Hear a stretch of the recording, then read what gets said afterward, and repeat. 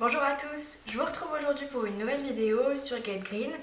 Alors excusez ma tenue et voilà, mon look, mais aujourd'hui c'est cocooning, donc j'avais pas forcément envie de m'habiller juste pour faire une vidéo.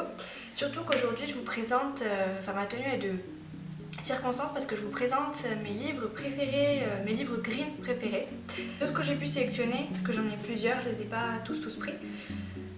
De ce que j'ai pu sélectionner, il y en a beaucoup sur la santé, je dirais. Comment se soigner naturellement ou mieux se comprendre tout simplement, ou mieux anticiper les périodes de froid, des choses comme ça. Et il y en a du coup plus sur le mode de vie, voilà, les déchets, le véganisme, des choses comme ça. Je vais commencer du coup par les livres sur le mode de vie, les déchets, voilà, tout ça, parce que j'en ai que 3, dont un qui est très connu. Je viens de le retrouver complètement défoncé, donc je suis un peu dégoûtée, mais bon. Donc c'est le Zéro déchet de Bea Johnson. Donc là c'est un livre où effectivement Bea Johnson nous explique comment elle en est venue à réduire ses déchets à quasiment zéro. C'est-à-dire que ses déchets tiennent dans un petit bocal en fait sur une année. Donc c'est assez impressionnant. Elle nous explique à la fois comment elle en est venue à ce mode de vie là. Elle nous explique aussi quels en ont été les bénéfices, quelles en sont aussi les problématiques principales, parce qu'effectivement quand on décide de réduire ses déchets, il y a des problématiques auxquelles on doit faire face qui changent complètement notre mode de vie et notre mode de fonctionnement.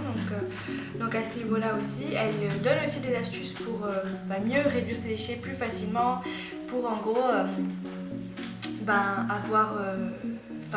elle nous guide un petit peu à travers la démarche. C'est un livre qui est très connu et qui je pense devrait finir entre toutes les mains parce que c'est un livre très intéressant et qui ne peut que nous donner envie en fait de réduire nos déchets.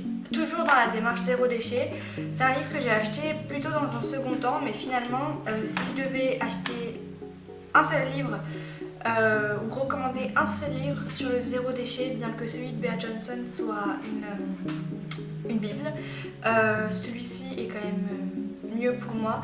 C'est la famille presque zéro déchet, donc The Guide de la famille zéro déchet. C'est quelque chose qui est assez connu, ils sont assez connus sur les réseaux sociaux, il y a eu plusieurs reportages sur eux, sur leurs bouquins. Ils en ont fait un autre il me semble pour les enfants. Donc voilà, pour toutes les familles qui ont des enfants ou des choses comme ça peut être intéressant peut-être de se procurer le deuxième. Alors en fait, je vous ferai des petits close-up des bouquins, malheureusement pas de celui de Bea Johnson parce que je viens de le retrouver défoncé. Mais celui-ci, c'est hyper intéressant de voir comment il est fait. En fait, il est magnifique, c'est vraiment hyper agréable de le lire.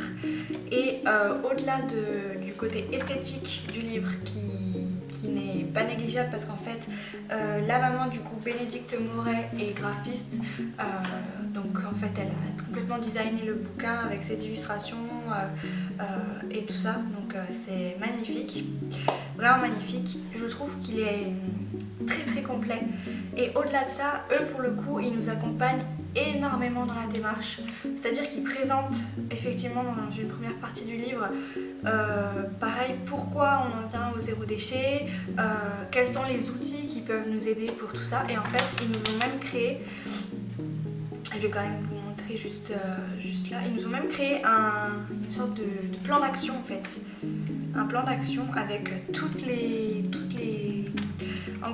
pièces de la maison auxquelles on doit s'attaquer.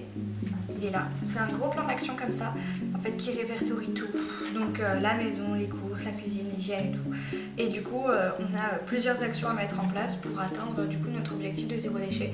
Si je devais acheter un seul livre à toutes les personnes que je connais pour leur donner envie de réduire leurs déchets, ce serait celui-là.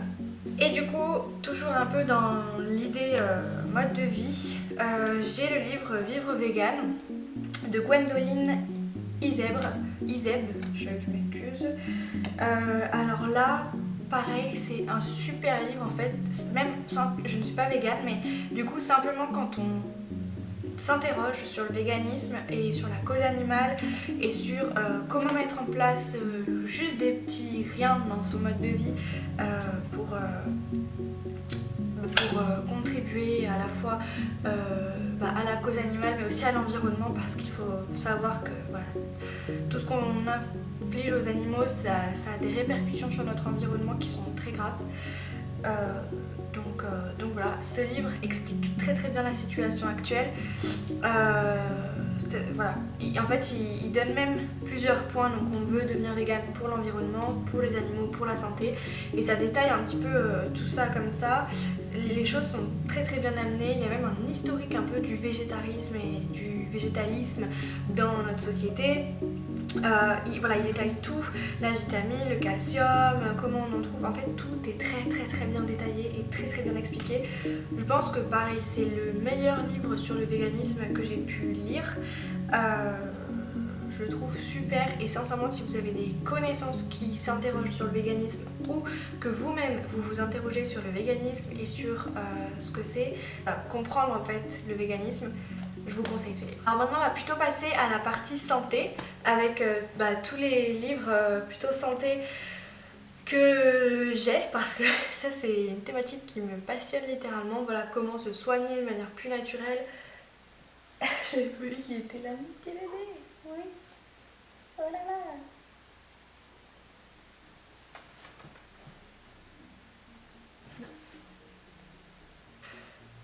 Sans prendre des médicaments qui sont pleins de merde, hein, disons les choses telles qu'elles sont, pleines de produits chimiques, de parabènes, on ne sait pas trop ce qu'il y a dedans, enfin ouais, moi ça me fait flipper. Alors, le premier livre que je recommanderais pour toutes les personnes, et bon là ça va au-delà juste de la santé, mais moi c'est plutôt pour ça que je l'avais acheté au départ. C'est ma Bible des huiles essentielles. Donc là pareil, c'est quelque chose qui est très connu, de Daniel Festi. Et alors là, je ne pense pas qu'il existe un meilleur livre sur les huiles essentielles. Il faut dire qu'il est vraiment parfait. Pareil, il explique ce que sont les huiles essentielles au départ. Tout ce qu'il y a à savoir en fait sur les huiles essentielles, l'aromathérapie, qu'est-ce que c'est, est-ce que c'est vraiment des antibiotiques naturels, quelle est la différence entre aromathérapie et phytothérapie. Voilà, il y a plein de questions auxquelles elle répond, déjà des questions auxquelles on se pose quand on commence à s'intéresser aux huiles essentielles. Et quand on ouvre le livre, on a des pages entières qui nous donnent comment voilà. C'est pas des ordonnances, hein, mais qui nous donnent des formulations ou des choses à faire préparer en pharmacie pour soigner telle ou telle pathologie. Donc par exemple pour des bronchites chroniques, pour les cauchemars, la cellulite, les diarrhées, le diabète, voilà. C'est des petites choses qui peuvent nous aider. Par exemple, je sais qu'il y a des choses pour les maux de tête, les douleurs de règles, voilà. Il y a plein de pathologies en fait. Toute la partie en grise du livre, c'est tous les remèdes en fait en fonction des pathologies. Donc autant dire que c'est vraiment complet à ce niveau-là.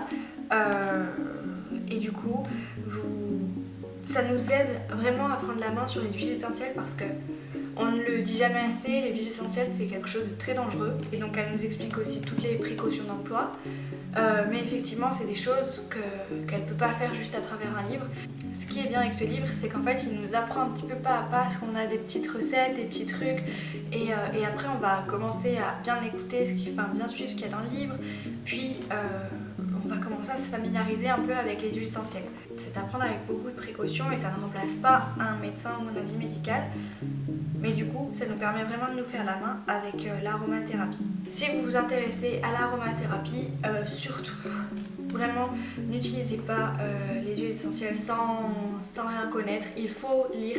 J'ai passé des heures et des heures à lire avant d'utiliser les huiles essentielles moi-même. Des heures à lire ce livre, d'autres livres, voilà, des heures à lire sur internet, des sites, des blogs. Éventuellement, je pourrais vous faire une vidéo si vous voulez sur l'aromathérapie et comment s'initier à tout ça. On va passer plutôt à la phytothérapie. Donc j'ai un livre qui s'appelle 200 plantes qui vous veulent du bien de Carl Minker. Et donc là en fait c'est un peu le même principe. Donc on a des fiches sur des plantes, voilà. Donc on nous explique tout, les usages, en pratique comment la trouver, voilà. Quels sont ses bienfaits sur quelle partie de notre organisme, voilà. Il y a même une petite partie sur les huiles essentielles. Là c'est une plus petite partie, mais tout de même, sur des pathologies ou des symptômes qu'on peut avoir en fait parfois. Donc là je vois ballonnement, bleu, bouton de fièvre, brûlure, calcul, plein de choses. Et là donc pareil, en fait, si vous vous intéressez aux plantes et à leurs bienfaits et que vous voulez savoir par exemple vous intéresser à la phytothérapie, vous rendre en herboristerie et acheter quelques plantes ou des choses comme ça ou en magasin bio, ça c'est un très très bon livre pour comprendre en fait, il est très complet quoi, 200 plantes, vraiment quand on ouvre et qu'on n'y connaît rien, voilà, j'ouvre et là je vois la Desmodium, c'est une plante que je connaissais pas, voilà, que beaucoup de plantes qu'on ne connaît pas en fait et qui sont parfois quand même très très intéressantes. J'ai un de mes livres préférés, qui est bien détruit aussi, mais bon, c'est parce que j'ai vraiment travaillé partout. C'est La naturopathie, c'est la vie de Anne-Claire Meuret, voilà. Ce livre, si vous vous intéressez à la santé, au naturel et à votre corps et à la naturopathie, je ne peux que vous le conseiller. Je le trouve juste passionnant. De toute façon, la naturopathie, c'est une discipline que je trouve passionnante, enfin même une médecine, puisque moi je trouve que c'est une médecine naturopathique, donc voilà. C'est juste absolument passionnant, vraiment. Pareil, donc là, très. De toute façon, tous les livres que je vous présente de manière générale, c'est des livres qui sont un peu guides, qui nous aident, qui nous présentent un petit peu le truc, mais qui nous accompagnent, quoi. Donc moi c'est vrai que c'est les livres comme ça que j'aime bien et celui-ci est vraiment super, on comprend vraiment bien comment se passe, qu'est-ce qui se passe avec la médecine naturopathique et ce que c'est et quels en sont les enjeux et pourquoi est-ce que c'est important aujourd'hui. Donc voilà, puis c'est un petit livre de poche, vous voyez, pas très cher, je vous conseille vraiment de vous le procurer si vous vous intéressez à tout ça. Et le dernier, donc c'est aussi le dernier que j'ai acheté, donc c'est Fini les maux de l'hiver avec les huiles essentielles, prévenir et guérir au naturel. Donc là, pareil, c'est un super petit livre en fait. Tout le début nous présente aussi un peu les huiles essentielles et celui-ci est beaucoup plus... Sur certains points, il est plus fourni que la Bible des huiles essentielles, c'est-à-dire que la Bible des huiles essentielles répond à certaines questions et en fait celui-ci il a un point de vue un petit peu plus médical, je dirais. Oui, parce que vous voyez par exemple des fois il y a des trucs comme ça, la vie du pharmacien, et on a des thématiques micro-organismes et agents infectieux de l'hiver, faisons le point, et en fait là il nous détaille ce que sont les bactéries, les virus, les parasites, et comment les huiles essentielles peuvent interagir sur tout ça. Donc lui il est hyper bien et pareil il coûte pas très cher. Je pense qu'avec la période hivernale qui arrive, c'est hyper bien d'avoir un livre comme ça en fait sous la main, parce que de toute façon la Bible des huiles essentielles est géniale, mais en fait on va avoir tendance quand même à toujours utiliser un petit peu les mêmes huiles essentielles, et en fait celui-ci les présente toutes. Donc dans celui-là on a carrément même des petites recettes, à la fois de prévention. Donc c'est des recettes pour manger en fait, de smoothie ou des choses comme ça, de prévention. Et ou de spray, des choses comme ça. Et on a des recettes aussi pour guérir. Voilà. Et pareil, on a dedans aussi quelques plantes magiques qui peuvent nous aider. Magiques, non. Mais bon, quelques plantes intéressantes qui peuvent nous aider si on est malade, quelques aliments, des choses comme ça. Donc en fait, si vous êtes vraiment intéressé pour vous guérir au naturel, c'est ce livre-là qu'il vous faut. Vraiment celui-ci, il est génial. Et même chose derrière, en fait on a des fiches sur les huiles essentielles et on a leurs actions, leurs principales actifs, et voilà.